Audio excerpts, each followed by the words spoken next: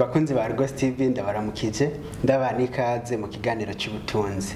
Uno munsi rero tuza kurabira hamwe akamaro k'injira ry'u Burundi mu bihugu vy'akarere. Aho rero tuvuze imiryango y'akarere turavuga izo za East Africa Community, za Komiza, za SADC canke ibindi. Uburundi cyo kimwe rero nibindi bihugu vyose vyo kw'isi birakenera imigenderanire myiza nibindi bihugu, haba mu vy'ubutunzi, imibano, urudandazwa canke ibindi.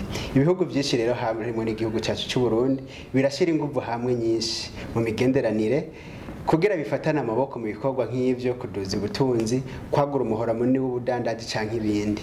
Yaba rero ibihugu bimaze gutera imbere canke bikiri mu nzira y'amajambere birahanira kubona ko vyateye intambwe isumbaho vyari biri uno munsi. Bivugwa nkuko bivugwa n'umushakashatsi yitwa Muhammad Yunus yuko twese twategerezwa kubaho atabukene burangwa mu bantu.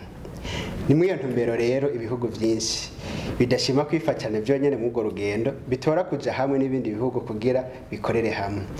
Ibihugu rero bimaze kubona yuko ubugirigiri bugira babiri kandi ko ukuboko kumwe kwiyaga ariko ntikwimara ubugi, vyahisemo guca vyigira hamwe uko vyo kwiyunga bikaja mu miryango itandukanye bivanye n'intumbero bihaye mu iterambere.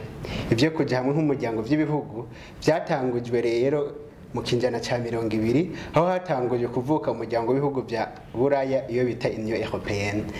Munyuma rero n'ibindi bihugu vyo muri Afrika birahavura biraboneka yuko bishoboka, ari naho baza guca batanguza za CEDEAO, za SADC, za Komeze na Afrika y'ubuseruko. Uyu munsi rero tuza kurabira hamwe ico umuryango wa Afrika y'ubuseruko umariye u Burundi.